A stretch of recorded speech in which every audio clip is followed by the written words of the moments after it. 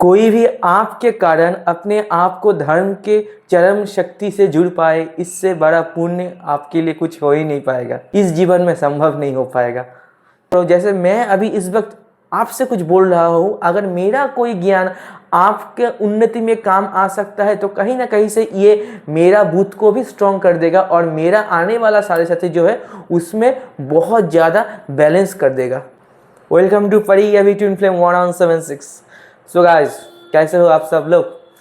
आज हम लोग बात करेंगे कि दान के माध्यम से कैसे हम अपने हॉरोस्कोप में प्लानेटरी पोजीशन को स्ट्रेंथ प्रोवाइड कर सकते हैं और कौन सा दान एकदम ज़ीरो इन्वेस्टमेंट पुण्य तो अवश्य हासिल कर ही लेंगे। तो ये क्या होता है, वो 3 दान जिसको हम लोग आज शॉर्टलिस्ट किए हैं। तीनों दानों में से जो नंबर 2 वाला है ना, वो सबसे ज़्यादा इम्प्रेसिव है और सबसे ज़्यादा ईमानदार भी है दान के हिसाब से, पुण्य कमाने के हिसाब से। तो पहला पॉइंट ये होता है ऑब्वियसली ज्ञान का दान। जो भी आपके पास यूनिक नॉलेज है, जो भी आपके पास यूनिक टैलेंट है, जो भी आपके पास यूनिक स्किल है, कुछ ना कुछ क्रिएटिविटी हर एक बंदा में या बंदी में होता है। कोई भी इंसान नॉर्मली ऐसा ही लाइफ नहीं जीता है, उसके पास बहुत कुछ एक्स्ट्रा करिकुलम रहता है जो उसका इनर वर्ल्ड में ही रह जाता है। उसको आप बाहर निकालो, उसको आप सोशल मीडिया में लेके आओ या फिर आस पड़ोस के जितने भी लोग से आप जुड़े हुए हो उसके सामने लेके आओ। जितना ज़्यादा आप अपने स्किल्स को, अपने एक्सेलेंस को आप लोगों के सामने पेश करोगे, उसको जितना ज़्यादा स्प्रेड करोगे, उतना ज़्यादा वो फूलेगा फलेगा और बड़ा बनता जाएगा। और जितना ज़्यादा आप सोसाइटी को ज्ञान बांटोगे, उतना ज़्यादा आप ब्लेसिंग भी पाओगे, क्योंकि आपके ज्ञान कभी कहीं किसी का हीलिंग का काम कर सकता है। आपका ज्ञान नया कुछ क्रिएशन में काम आ सकता है। आपका ज्ञान किसी को नया सोचने में मजबूर कर सकता है। आपका ज्ञान किसी के लिए मुस्कुराने के वजह भी बन सकता है और आपका ज्ञान किसी को नया एक लाइफ दे सकता है, प्रोवाइड कर सकता है। और ये जो ज्ञान का दान है, ये ज्ञान का दान आपका शनि का साढ़े साथी को हैंडल करने के लिए बहुत ज़्यादा काम में आता है। वो कैसे? देखिए, शनि जो होता है, शनि होता है न्यायाधीश। शनि खुद अपने आप में न्याय नहीं है, वो जज है, न्यायाधीश है। और ये न्याय जो है वो बुध होता है। और बुध का जो काम होता है वो होता है आपका एजुकेशन प्रोवाइड करना, मतलब नॉलेज का डिस्ट्रीब्यूशन करना, नॉलेज दान करना। तो जितना ज़्यादा आप सही ज्ञान लोगों को दोगे, जितना ज़्यादा सही तरीके से नॉलेज लोगों को आप स्प्रेड करोगे या फिर सही बुद्धि लोगों को दोगे, उतना ज़्यादा किसी ना किसी तरीके से डायरेक्टली इनडायरेक्टली आपका बूथ का स्ट्रेंथ मिलेगा। इसमें से आपका बूथ भी बैलेंस हो जाएगा। और बूथ अगर बैलेंस हो जाता है तो शनि का साढ़े साथी बहुत हद तक वो मिनिमाइज हो जाता है। यूट्यूब में आ जाओ, सोशल मीडिया में आप डिस्ट्रीब्यूट करो।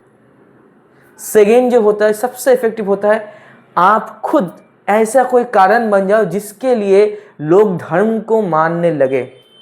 बहुत बड़ा पॉइंट है और आज के युग में ये सबसे इफेक्टिव है। मैं नहीं बोल रहा हूँ कि आप साधु महात्मा या संत बन जाओ, लेकिन आप अपने व्यक्तित्व को इस तरीके से ढाल लो, अपने ऑरा को इस तरीके से निकाल लो, इस तरीके से अपने आप को आप सोसाइटी के सामने रिप्रेजेंट करो। आपके लिए दूसरे जो लोग हैं जो धर्म को उतनी गहराई से नहीं मानते हैं, वो लोग भी धर्म में भरोसा करें, वो लोग भी अपने अंदर से धर्म के लिए इच्छाएं ज्ञापन करें, वो लोग भी धर्म में विश्वास करने लगे।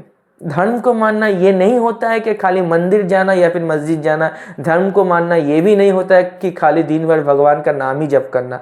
धर्म एक अपने आप में बहुत बड़ा सृष्टि है, हम लोगों का कल्चर है, हम लोगों का बैकबोन है, हम लोगों का कैरेक्टर है। इसमें से बहुत कुछ और इसमें से सब कुछ सृष्टि हो सकता है। तो आप वो कारण बन जाओ जिसके लिए सब लोग जो धर्म को उतना सीरियसली नहीं लेते, खाली टाइम पास के लिए वो लोग धर्म को अपने साथ रखते हैं, वो लोग अपने अंतरात्मा से पूरी गहराई से, पूरी निष्ठा के साथ धर्म के लिए जुड़ जाए। आप वो कारण बन जाओ। अगर ये आप कर सकते हो तो इसके ज़रिए आपका जो धर्म का लॉर्ड है, मतलब आपका 9th हाउस है, वो बहुत ज़्यादा स्ट्रॉन्ग बन जाएगा और आपका जुपिटर भी स्ट्रॉन्ग बन जाएगा, क्योंकि धर्म का कारक है जुपिटर। और जुपिटर का काम ही होता है धर्म का प्रचार करना। जैसे पहले होता था ना धर्म गुरु, जुपिटर से ये दिखा जाता था। तो अगर आप ये कर सकते हो तो ऑटोमेटिकली बाय डिफॉल्ट आपका जुपिटर भी स्ट्रांग हो जाएगा, आपका नाइन्थ हाउस भी स्ट्रांग हो जाएगा। और जब आपका अगर राहु का दशा चल रहा है तो राहु को टैकल करने का, राहु का नेगेटिव इम्पैक्ट को कम करके राहु का जो पॉजिटिव पोर्शन है उसको यूटिलाइज लेना अपने लाइफ में, ये संभव है खाली जब आप जुपिटर को स्ट्रेंथ प्रोवाइड करते हो। तो ये काम जो होता है आज के डेट के लिए, इसीलिए हम बोला था कि सबसे ज़्यादा इंपॉर्टेंट काम होता है। अगर ये आप कर पाओगे तो आपका राहु का जो नेगेटिव इम्पैक्ट है लाइफ से वो भी मिटता चला जाएगा और आपका जुपिटर भी स्ट्रांग हो जाएगा, आपका फॉर्च्यून भी और ज़्यादा शाइन करने लगेगा, आपका 9th हाउस, आपका नवम घर जो होता है धर्म का घर, आपका भाग्य का घर, वो और ज़्यादा स्ट्रांग बन जाएगा। ये एकदम मस्त इफेक्टिव वाला सॉल्यूशन है। और तीसरा ये होता है, वो होता है आप गौ माता को खाना खिलाओ, रोड साइड जो डॉग्स होते हैं उनको खाना खिलाओ, जो पंछी होते हैं चिड़िया जिसको हम बोलते हैं उसको दाना डालो।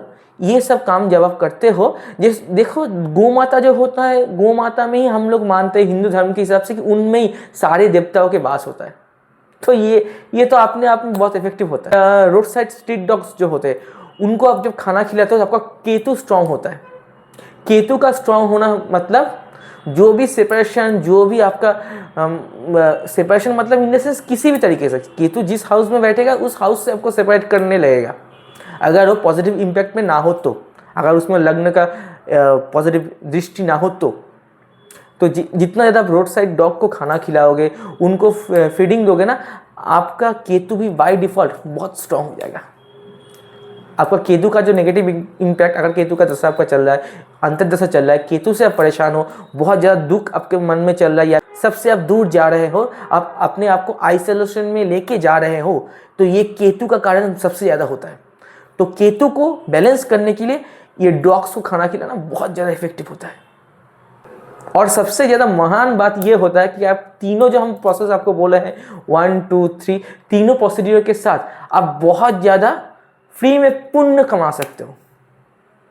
तो ये आपका कर्मा का जो बैलेंसिंग हो जाना, मतलब आपका शनि का बैलेंसिंग हो जाना, कार्मिक साइकिल से हमेशा के लिए मुक्ति पा लेना, तो ये आपका नेगेटिव कर्मा को क्लीन करने में बहुत ज़्यादा इफेक्टिव होता है।